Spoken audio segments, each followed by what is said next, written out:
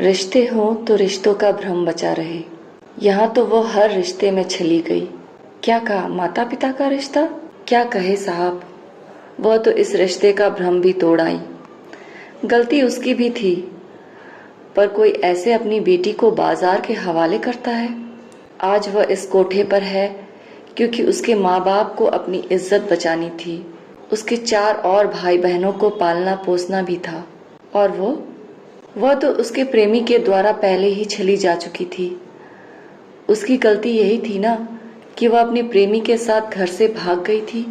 पर उस गलती की इतनी बड़ी सजा, और सजा ही देनी थी तो मार डालते, गला दबा देते।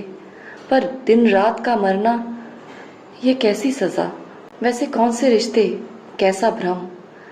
प्यार किया था उसको, जाति बाहर का था, तो समाज शादी के लिए तैयार ना होता, तो भाग गई उसके साथ एक दुनिया बसाने के लिए। पर उसके लिए भी वह कोई रिश्ता नहीं, सिर्फ एक देह थी।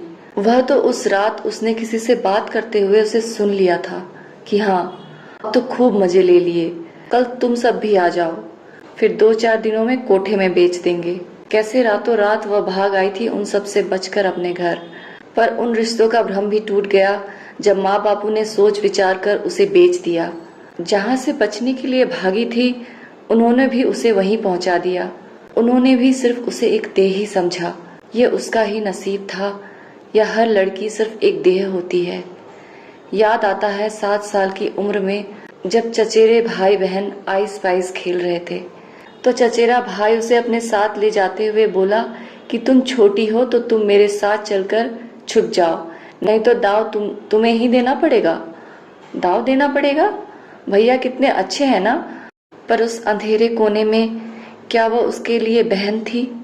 नहीं, वह थी सिर्फ एक देह, 7 साल की मासूम देह। वहां उसके भाई ने पूछा, क्या मैं तुम्हारी एक पप्पी ले लूं? उसने हाँ बोला। सभी लेते हैं, माँ भी, बापू भी।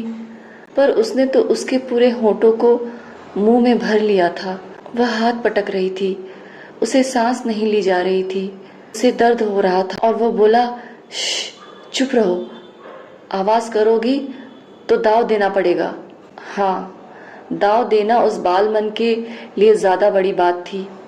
वह बोली, भैया होंठ दुख रहे हैं। उसने हाथों का और ढीठ बनाते हुए बोला, कोई बात नहीं। वो उठकर भागी तो उसने धक्का दे दिया और गोद में उठाकर मनचाहा करते हुए उसकी माँ के पास लाकर बोला, मुंह के बल गिर गई है तो होंठों पे चोट लग गई है, इसीलिए रो रही है।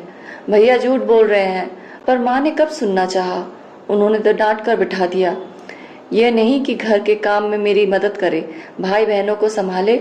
उसे लगा माँ सही कह रही है, ना वो बाहर जाती ना, पर घर भी आखिर कहाँ तक सुरक्षित था। अब उसे थोड़ी थोड़ी समझ आने लगी थी। आखिर राखी पर उसने बोल ही दिया, माँ मैं इनको राखी नहीं बांधूंगी। क्यों नहीं बांधेगी? भैया है तेरे, तेरी रक्षा करेगा। वह बेशरम हंस रहा था। क्या बोलती वह? रिश्तों का भरम कब का टूट चुका था।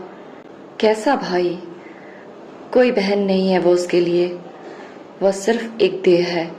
वह 10 साल की उम्र में जब उसके मौसी मौसा जी आए थे, रात को मौसा जी बोले, सारे बच्चे मेरे साथ सोएंगे, मैं कहानियां सुनाऊंगा। छोटी सी छत पर सब बिस्तर डालकर मौसा जी के साथ ही सो गए। रात को वह चौंक कर जग गई। भैया यहाँ रात को? पर नहीं, ये तो एक और रिश्ता था जिसका भ्रम टूट रहा था। वह एक बार फिर सिर्फ देह थी। ऐसे ही न जाने कितनी बार, न जाने कितने ही रिश्तों के भ्रम से वह मुक्त हुई। वो सोचती, रिश्तों के भ्रम से मुक्त होने की यह पीड़ा सिर्फ उसने ही भोगी है, या सारी लड़कियों को कभी न कभी यह पीड़ा भोगनी ही पड़ती है। और यहाँ कोठे में आने के बाद तो उसे विश्वास हो गया था, सारे रिश्ते सिर्फ एक भ्रम है, मन का भ्रम। हर कोई इन्हीं रिश्तों से छला गया है।